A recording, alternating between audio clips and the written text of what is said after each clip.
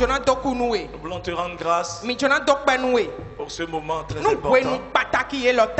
Dispose nos cœurs, dispose nos pensées, dispose tout notre être,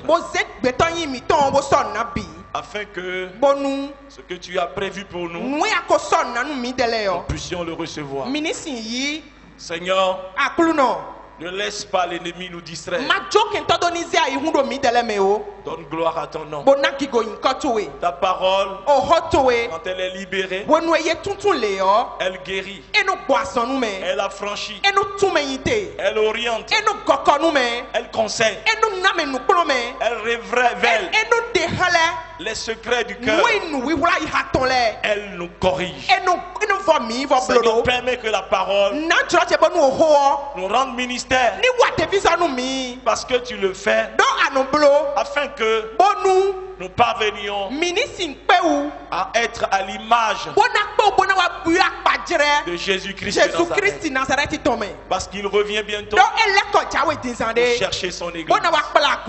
Il revient bientôt pour chercher son épouse. Et il attend de voir une épouse pure, une épouse sainte, une épouse pure. Saint-Esprit, aide-nous à attendre notre époux, à bien l'attendre, afin que lorsqu'il paraîtra dans les nuées, nous puissions nous envoler pour le rejoindre. Merci Seigneur, que l'ennemi ce matin n'ait aucun avantage au milieu de nous, que ses œuvres soient totalement voué à l'échec. Merci Seigneur, parce que tu l'as fait au nom de Jésus de Nazareth. Amen.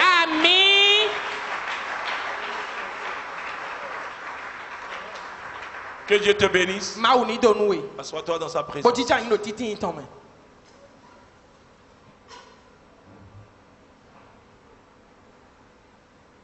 Tourne-toi avec quelqu'un, dis-lui, Dieu est bon.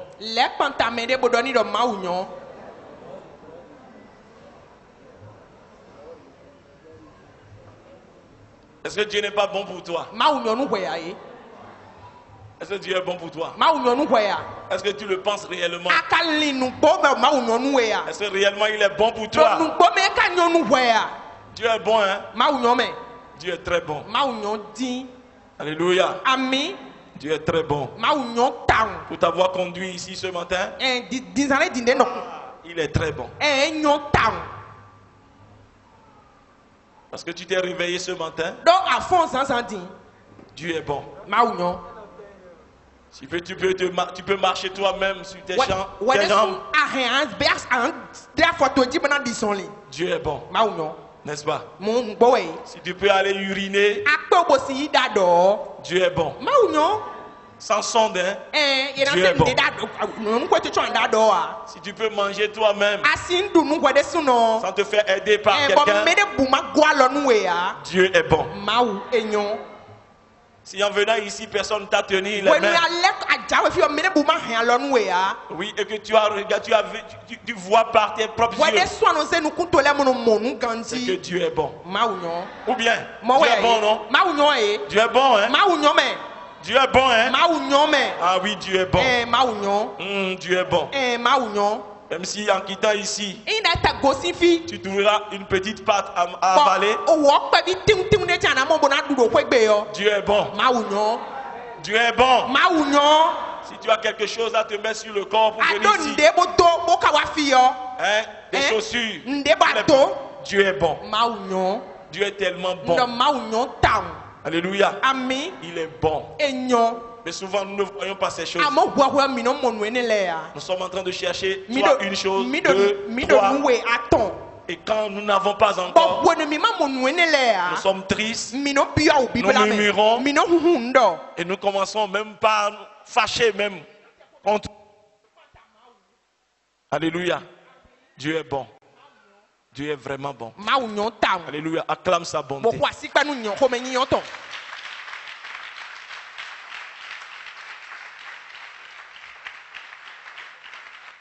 Je t'ai vu au début de cette année. Et je te vois maintenant après combien de mois? 9 mois passés, je te vois encore. Dieu n'est-il pas bon? Hein? Parce qu'il y a des gens que j'ai vus il y a quelques mois, mais ils ne sont plus. Mais toi, je te vois encore. Et je te verrai encore jusqu'à la fin de cette année.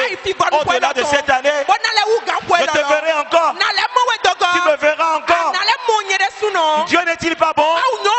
Dieu est bon. Il est bon. N'est-ce pas? Oui, tu n'as pas été malade. Tu as eu juste un petit mal de tête. Et tu t'en es sorti, n'est-ce pas? Mais les gens ont été malades. Un petit mal de tête. Peut-être que toi tu as souffert même plus que ça, mais tu es là. Mais eux, un petit mal, et puis ça les a emportés. Mais toi tu es là. Tu as triomphé de la maladie. Tu as triomphé de la maladie. Et Dieu n'est-il pas bon? Dieu est bon. Dieu est bon. Dieu est bon. Mais laisse-moi te dire. C'est-à-dire que pour venir, combien de fois tu es venu ici? Tu as quiché sur toi, tu as parcouru ce chemin. Mais des gens sont tombés sur ce chemin.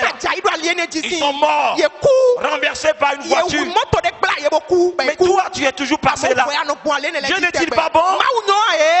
Dieu n'est-il pas bon? Dieu est bon. Il est bon. Oui, en tout temps, Dieu est bon.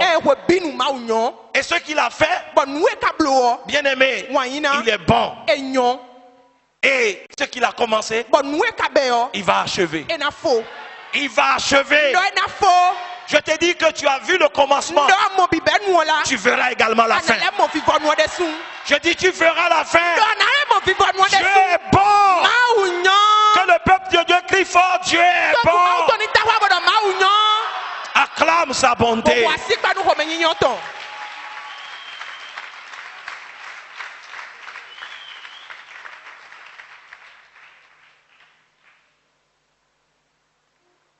Nous allons rentrer dans la Bible.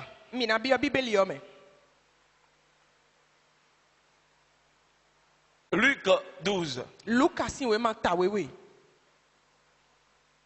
Nous allons lire les versets 1 et 2.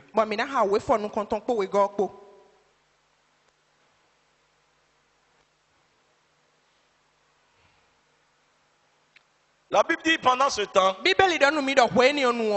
des milliers de gens sont venus autour de Jésus.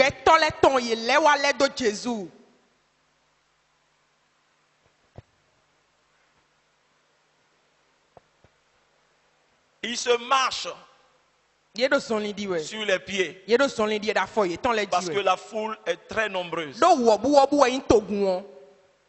Jésus commence par dire à ses disciples, faites attention au levain des pharisiens.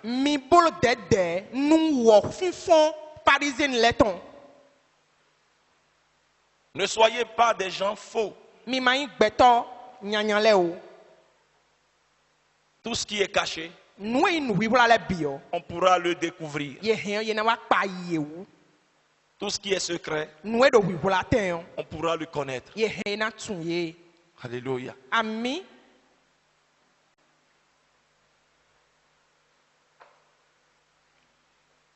Ce matin, nous voulons parler du levain des pharisiens.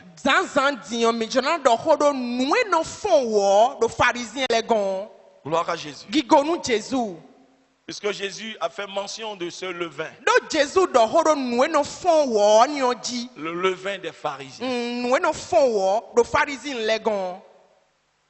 Pharisiens, d'abord, les pharisiens, c'est une secte religieuse. C'est un groupe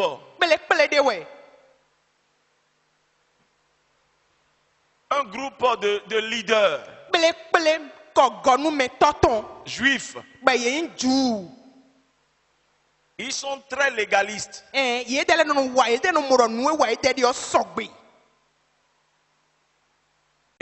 dans leur légalisme, ils sont devenus même orgueilleux. Des donneurs de leçons. Des gens qui observent mieux que quiconque la loi. Et ils sont prêts même à punir sévèrement. Sans aucune miséricorde. Ceux-là qui enfreignent la loi. Et dans leur zèle de faire appliquer la loi, ils sont passés même à côté même de la loi. Ils sont passés à côté même de l'esprit de la loi. Parce qu'ils ont soutiré de la loi l'élément essentiel, l'élément fondamental qui est l'amour. Gloire à Jésus. Donc, bien-aimés, ils sont devenus un groupe religieux. Une secte même de juifs et qui se donnent pour mission de défendre la loi. Eux, ils croient en la mort et à la résurrection. Par contre, il y a un autre groupe. Eux, on les appelle les Sadducéens. Eux, c'est encore un autre groupe. Aussi légaliste. Mais la différence entre les Sadducéens et les pharisiens est que les Sadducéens, eux, ils ne croient pas à la résurrection. Mais nous ne voulons pas parler en profondeur de ce groupe. Mais nous voulons parler du levain.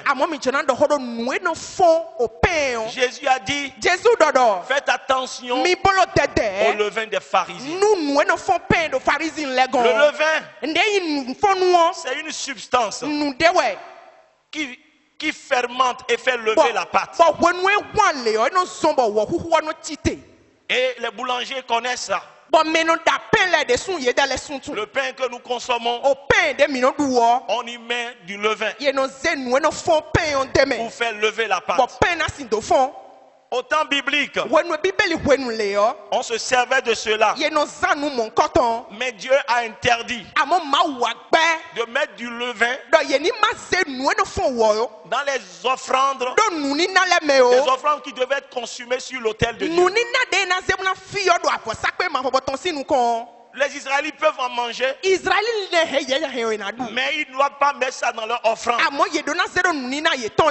Alléluia. Ils ne doivent pas mettre ça dans les offrandes.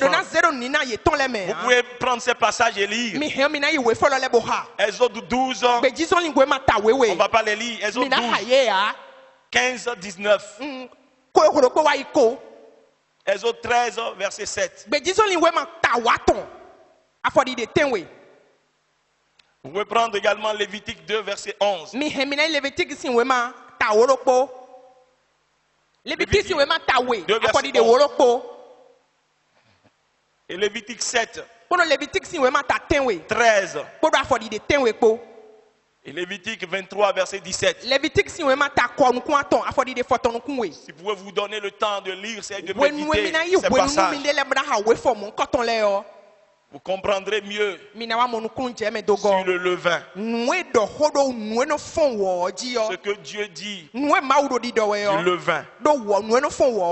Gloire à Jésus.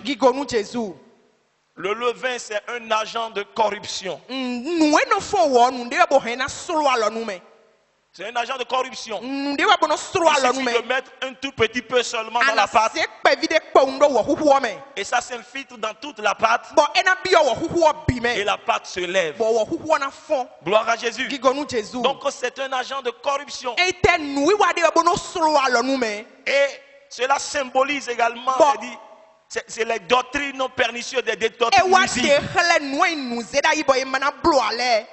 Gloire à Jésus. Lorsque un faux enseignement rentre dans une église, si vous ne l'arrêtez pas, ça agit comme du levain. Bien aimé, cette doctrine, qui est la doctrine de la grâce là, c'est du levain. Alléluia. C'est du levain. Et si un seul homme apporte cette doctrine, dans une église et que vous ne décelez pas ou arrêtez comme le levain s'infiltre dans toute la pâte pour faire lever la pâte. C'est comme ça que ça agit. Alléluia. Et bien aimé, je vous dis qu'aujourd'hui il y a beaucoup de levain dans le corps de Christ. En parenthèse, la doctrine de la grâce a dérouté beaucoup de chrétiens engagés. Parce que c'est une doctrine qui a pour objectif de te faire perdre la conscience de l'iniquité et du péché. Si quelqu'un commence par t'approcher et tu commences par sentir que cette personne commence par te dire que le péché là, non, c'est déjà passé. Jésus a payé le prix. Et que maintenant, tu sens en toi. Tu sens maintenant en toi. C'est-à-dire le péché que tu évitais facilement. Tu commences pas à embrasser cela. Tu commences pas à t'approcher de cela. Il faut fuir une telle personne. Gloire à Jésus. C'est du levain. Alléluia. Gloire à Jésus. C'est du levain. C'est pourquoi ceux qui se sont laissés toucher, tu vas voir que chercher même la femme de ton ami deviendra chose normale pour toi. Alléluia. Normal pour toi. Parce qu'on arrive à c'est-à-dire à introduire en toi, dans ton esprit, que Jésus a payé le prix et qu'il n'y a plus de péché. Donc, il ne sert à rien de se garder du péché. Si tu es tenté, laisse-toi aller. Non, parce que après tout, il n'y a pas d'homme sur la terre qui soit sans péché. Alléluia. Si des gens t'approchent et commencent, parce qu'ils sont très subtils, très subtils, et ils commencent par parler du péché, par parler de la grâce. Jésus a payé le prix. Bien aimé, pour t'enlever la conscience et le respect que tu as de Dieu, pour ne plus faire telle chose ou telle autre chose, tu perds ce respect et que tu sens que maintenant tu as un élan vers ces mauvaises choses que tu avais vomi. Laisse-moi te dire que celui-là, il veut te conduire directement en enfer. Et beaucoup ont été entraînés. Ils n'agissent pas, bien aimés, dans les rues. Ils ne vont pas évangéliser dans les rues. Ils viennent recruter dans les églises. Ils viennent disperser le troupeau de Dieu. Bien aimés, faites attention. Ça, c'est l'évangile du libertinage. Une grande liberté. Jésus a payé le prix du péché. Alors nous pouvons vivre comme nous voulons. Nos noms sont déjà écrits dans le livre de vie. Ces noms ne seront jamais effacés. Le Seigneur a dit, il a dit à une église de l'Apocalypse, il dit, si tu persévères, je n'effacerai pas ton nom du livre de vie. Donc ça veut dire qu'il y a une possibilité de l'effacer. Gloire à Jésus. Et on chante ce nom, on chante ce chant. Et on dit souvent que personne, mon nom est écrit, et personne ne peut l'effacer. Non, bien aimé, personne ne peut l'effacer. Mais celui qui a écrit, lui, il peut l'effacer.